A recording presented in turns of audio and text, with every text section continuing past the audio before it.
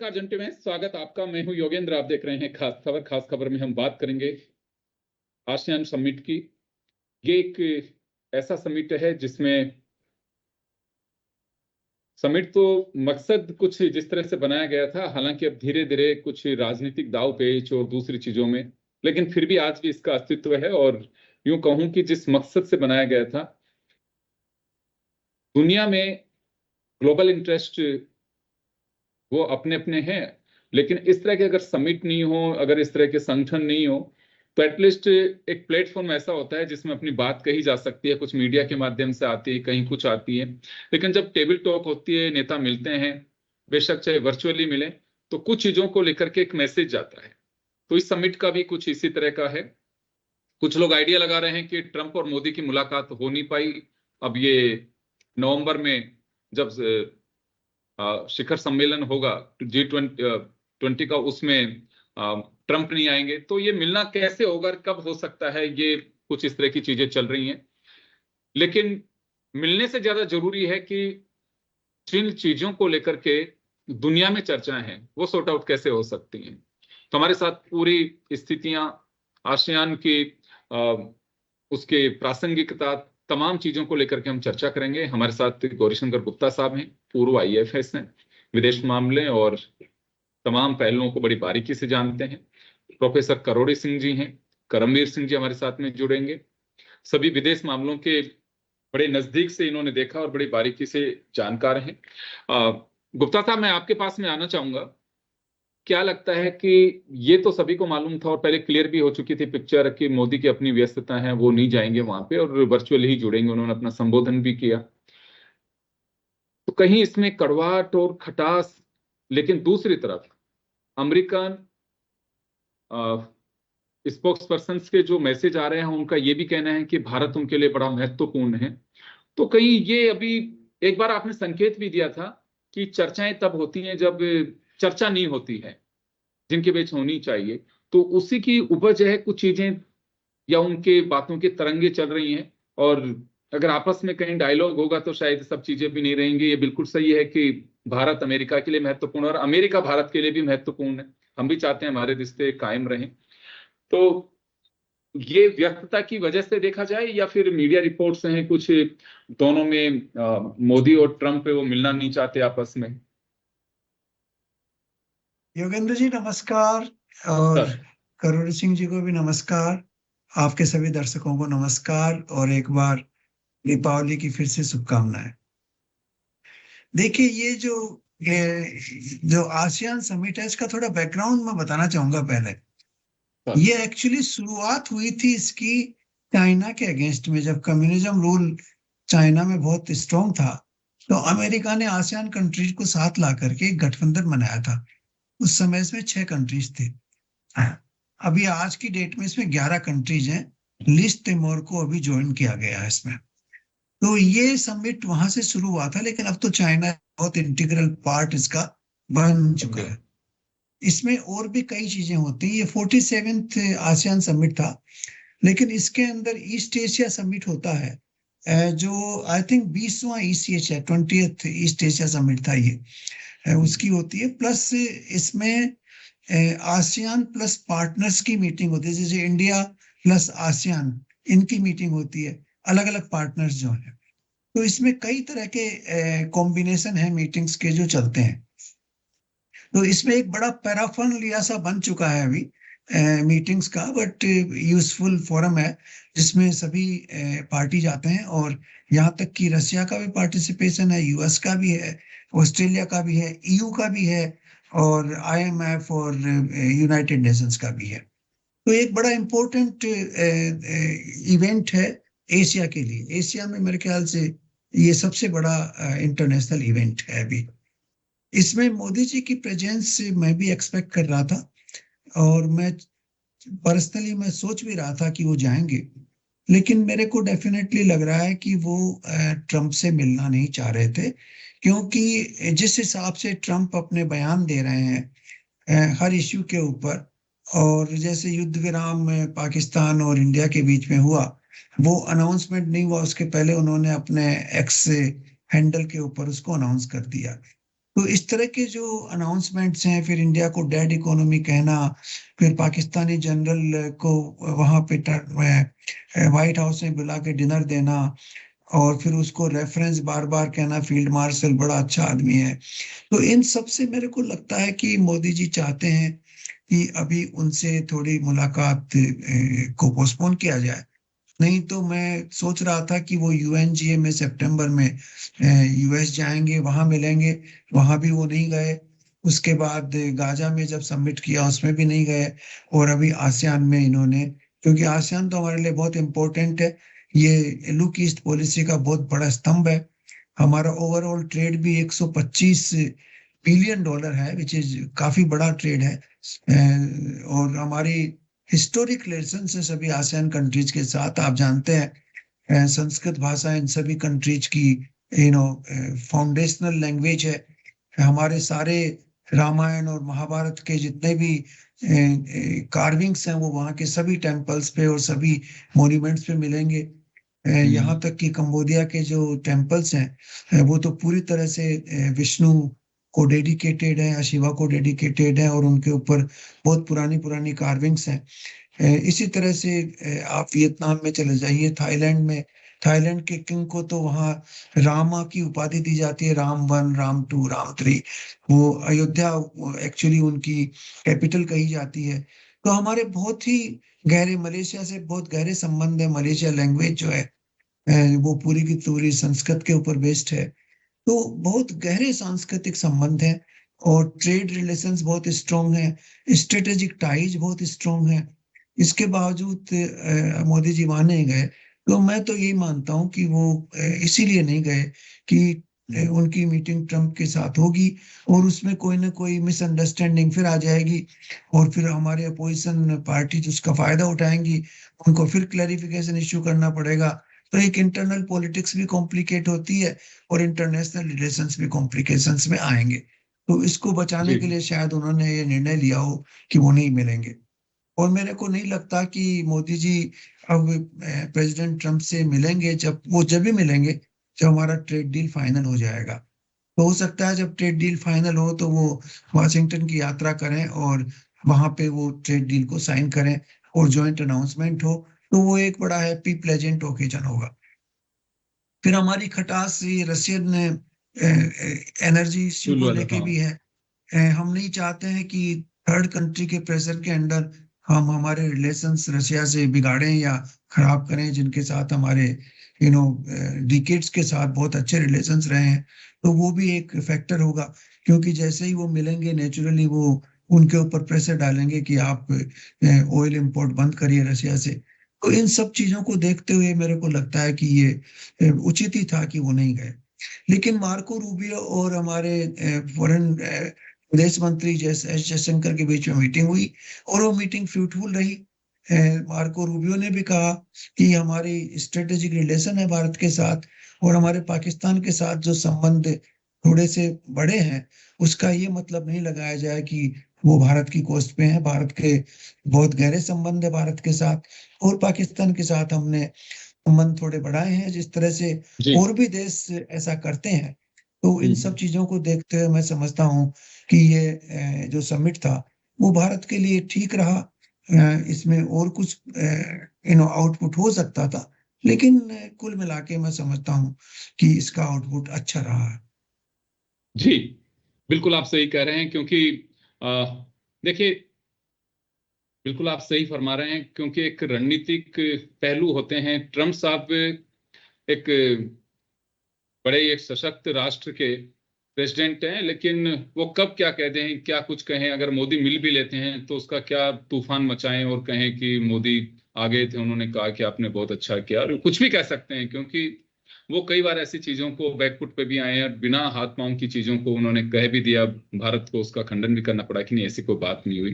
कुछ दिन पहले भी चर्चा हुई नहीं, और उसके लिए कह दिया कि रूस को लेकर के, फ्यूल कम करने को लेकर के भारत ने सहमति दे दी, जबकि कोई बात ही नहीं हुई है।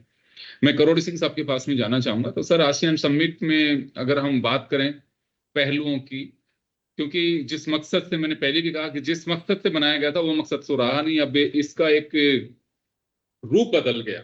रूप बदल गया तो मुद्दे भी बदल गए।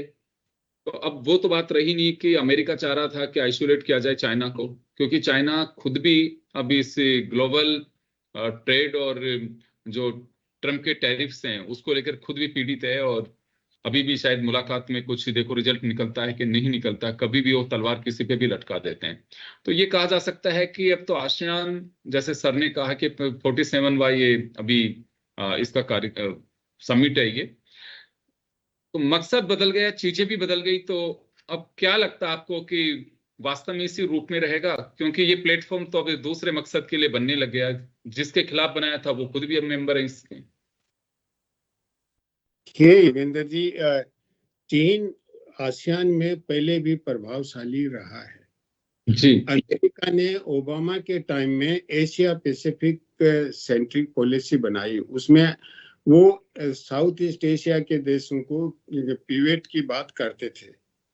लेकिन उन्होंने देखा कि चाइना का प्रभाव बहुत ज्यादा है, उस समय भी था, आज भी है, और चाइना का ट्रेड में नंबर 1 है वहां पे, और चाइना हर तरीके से वहां प्रभावित करता है। चाइना को एंटागोनाइज वो देश नहीं कर सकते हैं। तो ट्रम्प पिछले टर्म में आया तो उन्होंने अमेरिका की पॉलिसी शिफ्ट की और इंडो पैसिफिक की बात करने लगे, और इंडो पैसिफिक के थ्रू चाइना को कर्टेल करने का प्रयास किया। इसका मतलब ये नहीं है कि साउथ ईस्ट एशिया को अलग कर दिया था, लेकिन इंडिया को साथ लेके आगे बढ़ने की कोशिश की। क्वेड का गठन भी हुआ, तो उस रूप में चाइना को कर्टेल करने की स्ट्रेटेजी अडॉप्ट की। लेकिन उसमें आगे अमेरिका को लगा कि जो वो भारत को जिस तरह से यूज करना चाहते थे, भारत उस रूप में यूज नहीं हो रहा है। और इसीलिए ट्रंप ने आते ही भारत चौथा देश था जिसके हेड ऑफ द गवर्नमेंट को मिलने के लिए बुलाया। अच्छी बातचीत हुई, एक विजन डॉक्यूमेंट भी इश्यू हुआ 2035 तक का, ट्रेड को डबल करने की बात भी हुई। भारत ने भी अमेरिकन गुड्स पे टैरिफ प्रधानमंत्री मोदी के जाने से पहले कम कर दिया था, अमेरिका से तेल की खरीद भी बढ़ा दी थी। लेकिन फिर भी ट्रंप ने वहां जब मोदी और ट्रंप की जो प्रेस कॉन्फ्रेंस हुई उसमें उन्होंने कहा कि आपको तेल की जरूरत है, हमारे पास तेल है, तेल खरीदो। ये भी कहा कि चाइना भारत में अगर मेरी कहीं जरूरत हो तो ठीक है, कोई ऐसा नहीं कहा कि मैं कोई मीडिएट करूंगा। तो इस तरह के थे, तो उसमें भारत ने कोई ज्यादा पॉजिटिव रेस्पॉन्स नहीं दिया। यद्यपि वहां से पेट्रोल खरीदने, वो ऑयल खरीदना बढ़ा दिया था अमेरिका से, लेकिन उनको लगा कि भारत को जिस तरीके से वो यूज करना चाहते हैं वो नहीं हो रहा है। उसके बाद उन्होंने अपनी पॉलिसी फिर से एशिया पैसिफिक की तरफ शिफ्ट करने की कोशिश की, इंडो पैसिफिक। और इसीलिए जो क्वेड का संगठन था, फोरम था, वो बहुत कमजोर हो गया है। और मुझे नहीं लगता कि ट्रम्प भारत में क्वेड की मीटिंग में आएंगे जो भारत इस समय होस्ट करने वाला है। तो वहां भी मुझे नहीं लगता। ये सब क्यों हुआ, इसका कोई कारण तो होगा। जो भारत को इतनी इंपॉर्टेंस दे रहे हैं, एकदम से ये हालात क्यों बिगड़े? क्यों उन्होंने लगा कि भारत यूज नहीं हो रहा है। और जिस तरीके से हेड ऑफ द गवर्नमेंट और हेड ऑफ द स्टेट्स के साथ ट्रम्प बिहेव करते हैं, मेरे ख्याल से वो एक जो डिप्लोमेटिक शिष्टाचार होता है उससे हटके, चाहे वो किसी भी देश का हो, चाहे ब्रिटेन के प्रधानमंत्री हो, फ्रांस के राष्ट्रपति हो, तो फ्रांस के राष्ट्रपति ने तो रूड तरीके से जवाब भी दे दिया, जेलेंस्की ने भी थोड़ा जवाब दिया। तो भारत का कोई भी नेता इस तरह का व्यवहार तो नहीं कर सकता। तो जब G7 में भारत के प्रधानमंत्री गए थे तो उन्होंने कहा लंच इधर करते चले जाओ।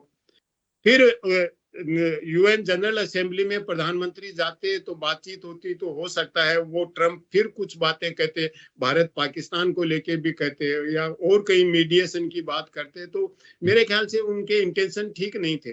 फिर तीसरा मौका ये था कि सरल शेख में जो यूक्रेन और इजराइल वाला peace, Israel Palestine peace agreement हुआ, वहां भी भारत नहीं गया। और यहाँ भी साउथ ईस्ट एशिया की जो ये समिट थी, इसमें भारत के स्टेक्स बहुत है, क्योंकि भारत की एक्ट ईस्ट एशिया पॉलिसी है। तो भारत में के प्रधानमंत्री का चाहे जातो नहीं, क्योंकि अगर जाते और ट्रम्प से मुलाकात नहीं होती जबकि दूसरों से मुलाकात हो रही है, तो वो अच्छा नहीं होता।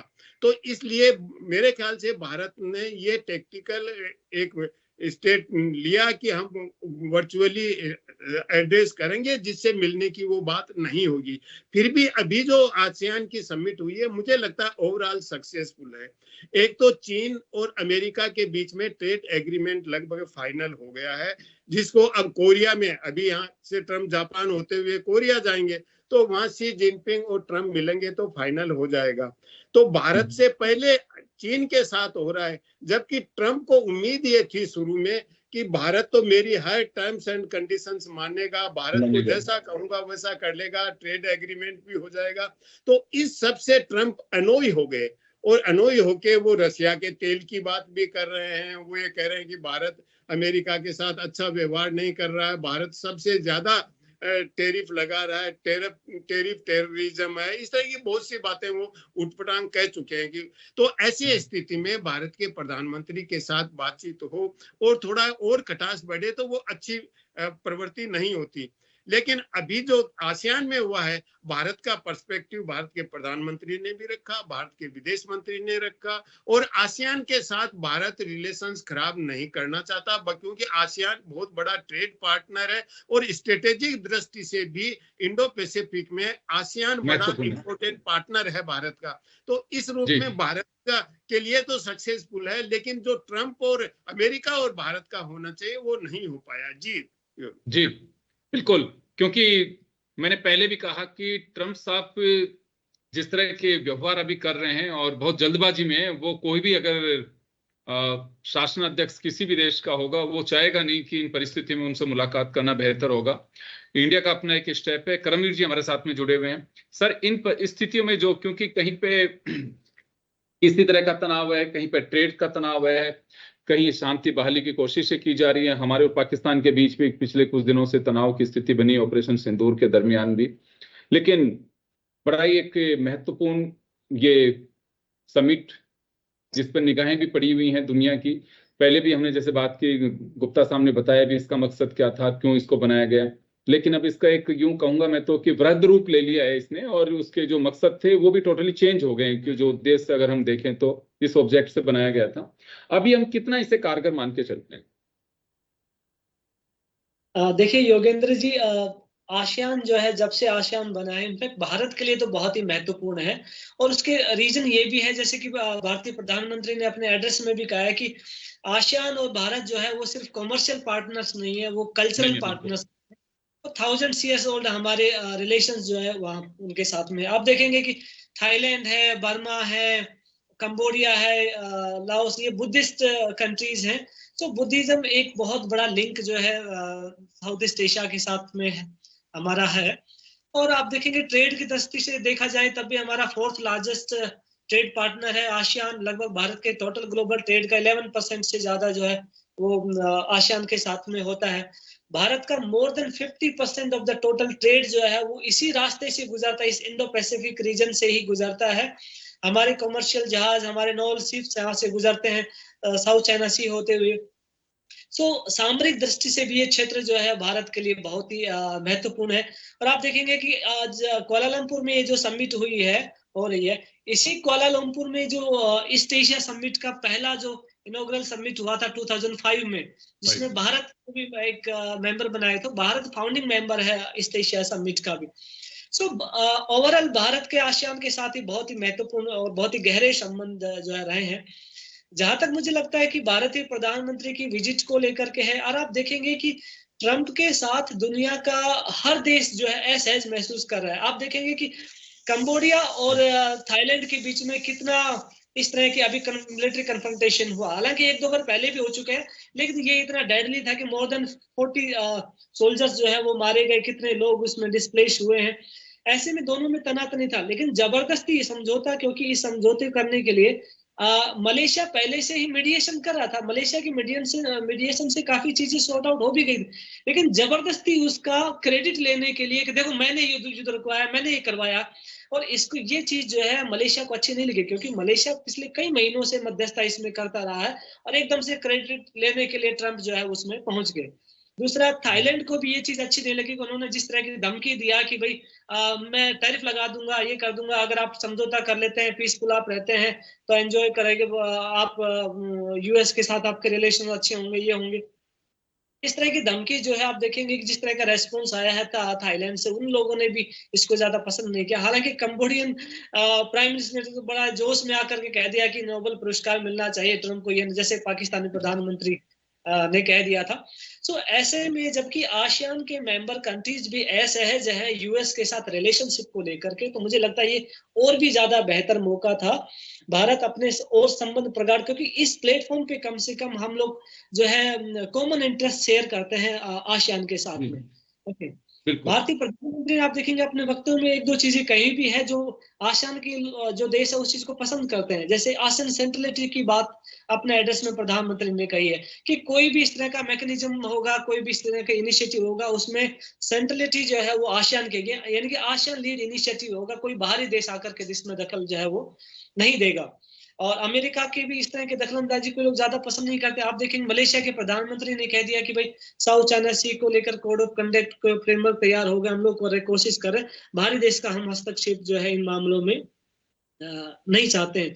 सो ऐसे में मुझे लगता है कि ज्यादा बेहतर मौका था, क्योंकि अमेरिका के साथ अगर तनातनी है तो आसियान एक हमारे लिए विकल्प है, और भी हम उनके साथ में अच्छे ट्रेड रिलेशंस जो है कर सकते हैं, एनर्जी सप्लाई को लेकर के, और साइबर सिक्योरिटी, डिजिटल प्लेटफॉर्म्स, और भी कई तरह के ऐसे मंच है जिनके माध्यम से, क्योंकि आसियान हमारे लिए बड़ा महत्वपूर्ण साबित हो सकता है अभी भी, क्योंकि ट्रेड जो है वो बहुत ज्यादा भारत का नहीं है। लगभग 120-30 बिलियन डॉलर के आसपास का ट्रेड भारत का उनके साथ है, जबकि चाइना का देखा जाए आसियान के साथ ट्रेड जो है 1000 बिलियन डॉलर, यानी कि 1 ट्रिलियन डॉलर के लगभग उनका ट्रेड है। कितने गुना उनका ट्रेड हमसे ज्यादा है, और भी ज्यादा उसको बढ़ाने की वे लोग जो है कोशिश कर रहे हैं। और आसियान, एक चीज इंटरेस्टिंग आपको मैं बता दूं, आसियान हमेशा भारत के साथ खड़ा है, आसियान के देश। यही मलेशिया एकमात्र ऐसा देश था 1962 में जब भारत चीन का युद्ध हुआ, उस समय के मलेशियन प्रधानमंत्री टुंकु अब्दुल रहमान कलकत्ता पहुंचे थे और खुल के भारत का समर्थन किया था, और एक डेमोक्रेसी से उन्होंने फंड भी बनाया था, 10 मिलियन डॉलर उसमें इकट्ठा करके भारत को उन्होंने उस समय दिया भी था। तो ये देश भारत के साथ मुश्किल वक्त में भी जो है खड़े रहे हैं। आज भी हमारे साथ इनके बहुत ही गहरे संबंध है, और जाहिर सी बात है कि एक विजिट प्रधानमंत्री की मतलब वहां फिजिकली नहीं भी हुई तो बहुत ज्यादा असर इसका नहीं पड़ेगा। हमारी जो सॉलिडरिटी है वो तो आसियान के साथ ऑलरेडी है ही। बिल्कुल, इसमें कोई संदेह नहीं है, क्योंकि भारत के लिए बड़ी मुश्किल वक्त की अगर बात रही हो, या फिर यूं कहूं कि कभी भी किसी तरह की स्थितियां बनी, उसके लिए आसियान समिट, हमारे तमाम जो पैनलिस्ट हैं उनका कहना है कि आसियान समिट बहुत ही महत्वपूर्ण है। बस एक बिंदु यहाँ आता है कि प्रधानमंत्री को जाना चाहिए था क्योंकि भारत महत्वपूर्ण था, लेकिन उसकी ये वजह है सब जो एक तरह से टिप्पणीकार समझ लीजिए, या फिर जो समीक्षक हैं, विश्लेषक हैं, तमाम लोगों ने कहा कि इन परिस्थितियों में मोदी का जाना उचित नहीं था, क्योंकि वहां पहुंचने के बाद में ट्रंप से चर्चा करना और ट्रंप के को अवॉइड नहीं किया जा सकता था। तो मुझे लगता है कि इससे बेहतर स्थिति नहीं बन सकती थी, और आसियान समिट निश्चित रूप से महत्वपूर्ण है भारत के लिए, खास रूप से अगर हम देखें तो। मैं समय कम है लेकिन मैं एक मिनट आना चाहूंगा, गुप्ता साहब के पास में जाना चाहूंगा मैं। सर, एक नवंबर में फिर शायद साउथ कोरिया में या दक्षिण अफ्रीका में, साउथ अफ्रीका में समिट होने वाला है। उसमें ट्रंप पहले ही मना कर चुके हैं, वो उसमें नहीं आएंगे, लेकिन मोदी उसमें जा रहे हैं। तो ये एक बार फिर मुलाकात, ये कहीं ना कहीं ये तो बात सही है कि एक तरह से मैं कहूंगा कि कोल्ड वॉर की तरह ही है ये, तो बिना चर्चा के खत्म होता दिखाई दे रहा है, क्योंकि एस जयशंकर हो, चाहे उधर से मार्को रूबिया हो, कोशिश कर रहे हैं, उनके बयान बड़े पॉजिटिव हैं, लेकिन ट्रंप का लगता है कि वो सेटिस्फेक्शन जो है वो अभी भी कहीं आड़े आ रहा है। तो मालूम है कि साउथ अफ्रीका के प्रेसिडेंट को भी उन्होंने व्हाइट हाउस में बड़ा तिरस्कार के साथ किया था, जिस तरह से जेलेंस्की के साथ हुआ था उसी तरह उनके साथ हुआ था, क्योंकि वहां पे किसी वो उन्होंने आक्षेप लगाया था कि कुछ व्हाइट फैमिली जो हैं साउथ अफ्रीका में, उनको बहुत ज्यादा परेशान किया जा रहा है, उनके अगेंस्ट में क्रिमिनल एक्शंस लिए जा रहे हैं। तो उसको लेके कुछ बहुत बड़ी तनातनी हुई थी, और उसी वजह से ट्रंप वहां नहीं जाना चाहते हैं, और उन्होंने साउथ अफ्रीका के अगेंस्ट में भी कुछ हाइट तो ट्रम्प तो वहां जाएंगे नहीं, लेकिन हमारे लिए बहुत इम्पोर्टेंट है क्योंकि वो G20 का प्लेटफॉर्म है जहाँ पे हमारे प्रधानमंत्री उनकी अपनी एक कंट्रीब्यूशन है और उनकी क्या कहते हैं, उनकी प्रोमिनेंस है उस जगह पे, तो वो जरूर जाएंगे। और मेरे ख्याल से प्रधानमंत्री जी चाहते भी नहीं कि ट्रम्प वहां आए, क्योंकि ट्रम्प जहां जाते हैं तो वो ट्रम्प नहीं, सेंट्रिक लेकिन सर मीटिंग हो जाती है। सवाल ये है कि देखिए, मिस्टर रूबियो हो या फिर हमारे यहाँ के जो भी एक्सटर्नल अफेयर्स को देख रहे हैं, उन लोगों के बीच में काफी हमारे भी बयान सही है, क्योंकि अभी जिन्होंने रसिया को लेकर के, फ्यूल को लेकर के जो कहा था, उसमें एस जयशंकर ने कहा कि कोई गन कनेक्टिव पे लगा करके भारत से ये चीजें नहीं मनवा सकता। सीधा संकेत था कि दादागिरी हमें बर्दाश्त नहीं होगी। तो इसमें ये चीजें बढ़ती चली जाएगी या फिर कहीं कुछ कम होगी, क्योंकि ये चर्चा का विषय इस बात को लेकर के भी ज्यादा है, भारत के पक्ष में है, भारत के लिए महत्वपूर्ण है, आसियान समिट सब चीजें हैं, लेकिन अभी जो तनातनी अब मुझे लगता है कि काफी ये दिखाई देने लग गई, तो इसका दी एंड कब होगा? नहीं, इसका एंड तो होगा, क्योंकि देखिए स्ट्रेटेजिकली अमेरिका भी भारत को कंप्लीटली इग्नोर नहीं कर सकता। अगर उनके चाइना के साथ समिट भी अच्छा हो जाए, फिर भी भारत को इग्नोर किसी हालत में नहीं कर सकता। तो भारत की अपनी एक इम्पोर्टेंस है, भारत एक बहुत बड़ा मार्केट है, भारत के साथ अमेरिका के इकोनॉमिक रिलेशंस भी स्ट्रॉन्ग हैं, स्ट्रेटेजिक टाइज भी हैं, डायस्पोरा भी बहुत बड़ा है, तो वो पॉसिबल नहीं है। लेकिन अभी तक तनातनी चलेगी जब तक हमारा ट्रेड डील फाइनल नहीं हो जाता। और ट्रेड डील फाइनल होने में सबसे बड़ी जो प्रॉब्लम है वो है रशिया के जो ऑयल इंपोर्ट है वो, तो उसके ऊपर कैसे हैंडलिंग होती है अभी मैं कह नहीं सकता, लेकिन मेरे को लगता है कोई ना कोई सोल्यूशन निकल जाएगा, क्योंकि चाइना के ऊपर अगर इन्होंने समय लग सकता है, लेकिन टैरिफ नहीं लगाया तो इंडिया के ऊपर क्यों लगाना चाहिए? समय लग सकता है। चलिए, मैं करोड़ी सिंह जी आपके पास में और करमवीर जी के पास में आना चाहूंगा, हालांकि समय ऑलरेडी हो चुका है। सबका ध्यान इसी बात पे फोकस होता है, चाहे कितने भी समिट हो, कि ट्रम्प और इंडिया के जो रिलेशन है, क्योंकि अमेरिकन रिलेशन ठीक है, ट्रम्प बात आती है ट्रम्प की। लोग अब ये सार्वजनिक रूप से कहने लग गए हैं कि वक्त हर कंट्री का अपनी होती है प्रायोरिटीज, और कहते हैं कि नेशन फर्स्ट की बात की जाती है, हम भी करते हैं, पहले अमेरिकन फर्स्ट की बात करते हैं, लेकिन ये चर्चा है कि अमेरिकन फर्स्ट तो है, वो सेकेंडरी हो गई, लेकिन ट्रम्प फर्स्ट की बात आ गई, ट्रम्प का ईगो फर्स्ट है। तो इसी तरह से सिलसिला चलेगा तो हमें कहीं इसका नुकसान हो रहा है? देखिए योगेंद्र जी, मुझे नहीं लगता कि लंबे समय तक नुकसान होगा, ट्रेड डील हो जाएगा। और भारत और अमेरिका में जैसे सोयाबीन को लेके, मक्का को लेके, जो नॉन मॉडिफाइड हैं, जेनेटिकली मॉडिफाइड हैं, उसको भारत खरीदने के लिए तैयार हो गया है। और अमेरिका भी, मुझे लगता है कि कुछ जो 50% है ऑयल वाला, उसको लेके थोड़ा डिफरेंसेस हो सकता है, बाकी ट्रेड डील हो जाएगा और निश्चित रूप से टैरिफ रिड्यूस कर देगा। लेकिन जो ऑयल को लेके पेनल्टी है, उसको लेके किस तरह से रिजोल्व किया जाएगा, मुझे लग रहा था कि जो बुडापेस्ट में ट्रम्प की पुतिन की मीटिंग होने वाली थी, तो शांति की तरफ चले जाएंगे और पीसफुली भारत का जो तेल का मामला है वो भी रिजोल्व हो जाएगा। लेकिन वो मीटिंग अभी पोस्टपोन्ड हो गई है, तो उसको लेके अभी भी कुछ तनाव रहेगा भारत और अमेरिका के बीच में। लेकिन नवंबर में मुझे लगता है कि कुछ न कुछ हालात इसका सोल्यूशन निकलने की संभावना है। चलिए करमवीर जी आपके पास में आना चाहूंगा, क्योंकि आसियान समिट के साथ साथ ये भी एक चर्चा पूरे ग्लोबल उसमें है कि ट्रम्प और मोदी की मुलाकात नहीं हो पाई, और मोदी इसी वजह से नहीं आए कि वहां पे उनसे मुलाकात करनी होगी। देखिए योगेंद्र जी, भारत ने हमेशा ही अपने स्ट्रेटेजिक ऑटोनॉमी को मेंटेन करके रखा है और अभी भी उस चीज के ऊपर कायम है। ट्रम्प की पॉलिसी की वजह से आप देखेंगे पूरी दुनिया के देशों में इस तरह की घबराहट और अनसर्टेनिटी इसको लेकर के है। सबसे बड़ा नुकसान किसी चीज को हुआ है तो अमेरिका की क्रेडिबिलिटी को हुआ है। क्रेडिबिलिटी विश्वसनीयता अमेरिका ने खो दिया है कि कोई देश विश्वास नहीं कर रहा। इसके जो बड़े बड़े अलाइज थे आप देखेंगे, जापान हो, साउथ कोरिया हो, ताइवान हो, हर देश डरा हुआ है कब इसकी नीति जो है बदल जाए। ताइवान को लेकर के भी इस तरह का स्टेटमेंट दे दिया कि रूबियो को बाद में इस चीज के ऊपर सफाई देनी पड़ी। सो अमेरिका ट्रम्प के नेतृत्व में अपनी क्रेडिबिलिटी जो है वो खोता जा रहा है और इसकी वजह से जो अनसर्टेनिटी आ रही है उसका नुकसान सबको झेलना पड़ रहा है। ट्रम्प अपने आप को कहता है कि मैं बहुत ही टफ बार्गेनिंग करता हूं डील करने के लिए, डील तो होगी लास्ट में, कितना मैं बार्गेन कर सकता है, कितना अमेरिका फर्स्ट की पॉलिसी के तहत दूसरे के ऊपर बर्डन में डाल सकता है। लेकिन ये इंस्टेबिलिटी है, थोड़े समय के लिए रहेगी, कोई लॉन्ग टाइम इसका प्रभाव जो है भारत के ऊपर नहीं पड़ेगा।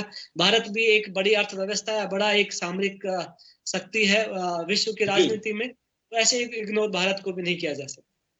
बिल्कुल आप सही कह रहे हैं। देखिए, अमेरिका के साथ में रिलेशन मेंटेन करने के लिए और रिलेशन बनाने के लिए हर कंट्री आतुर हुआ करता था, आज भी है। लेकिन ट्रम्प साहब ने अतिवाद की जो नीति अपनाई और ट्रम्प फर्स्ट की जो पोजीशन कर दी कि मैंने जो कह दिया वो सब कुछ ठीक है, टैरिफ को लेकर देख लीजिए, पर्सनल एजेंडा जो चलने लगा, उसमें लगता है कि जो आतुरता थी वो हर कोई मुल्क चाहता है कि ट्रम्प से मजबूरी हो तो ही मिलिएगा, बाकी कोई जरूरत नहीं है। ये कि ये सिचुएशन आ गई है, जो मैं समझ पा रहा हूँ चीजों को, तो वो एक दौर है जो अमेरिकन को खुद को भी फील होता है कि हम कहाँ आ गए, लोग हमारे लिए पलक पावड़े बिछाए बैठे रहते थे कि हमसे मिलने का इंतजार करते थे, और अब ट्रम्प साहब को सब लोग इग्नोर कर रहे हैं। वो उस देश की क्रेडिबिलिटी और रिलायबिलिटी जो होती है उस पर काफी असर डालती है। ये एक बड़ा हो सकता है। और ये बात सही है कि अगर हम भारत के परिप्रेक्ष्य में देखें तो आसियान तो महत्वपूर्ण ही, अमेरिका भी महत्वपूर्ण है, इसे खारिज नहीं कर सकते। और खुद मोदी भी इस बात को जानते हैं और वो कभी भी इस तरह का बयान भी नहीं दिया उन्होंने। लेकिन बस ये है कि ये ईगो सेटिस्फेक्शन और रसिया के जो रिलेशन है हिंदुस्तान के साथ में, वो एक ऐसे मोड पे है कि ट्रम्प चाहते हैं कि हिंदुस्तान रसिया के साथ में रिलेशंस को थोड़ा सा रिड्यूस करे, यानी कि वहां से फ्यूल जो है, कच्चा ऑयल है, वो कम खरीदे, वो देने को भी तैयार है। लेकिन भारत के अपने रिलेशन है, हर परिस्थितियों में रसिया हमारे साथ में खड़ा रहे, वो भी हमारे लिए यूं कहूं कि साइडलाइन नहीं किया जा सकता है। और हमसे बेहतर वहां बैठे लोग सब समझ सकते हैं किस परिस्थिति का कैसा वो हो रहा है। खैर, आसियान समिट को लेकर के हमने चर्चा की, फिलहाल तो उसी को लेकर के हमारे तमाम गेस्ट ने बताया कि आसियान बहुत महत्वपूर्ण है भारत के लिए, और उसकी महत्वपूर्ण वजह भी बताई। जिस मकसद के साथ में इसे शुरू किया गया था आज वृद्ध रूप ले लिया, लेकिन एक ऐसा प्लेटफॉर्म बन गया है जो ग्लोबल ट्रेड का भी एक बहुत बड़ा प्लेटफॉर्म इसे कहा जा सकता है। सभी का बहुत बहुत शुक्रिया, और खास खबर में इतना ही। दीजिए इजाजत, नमस्कार।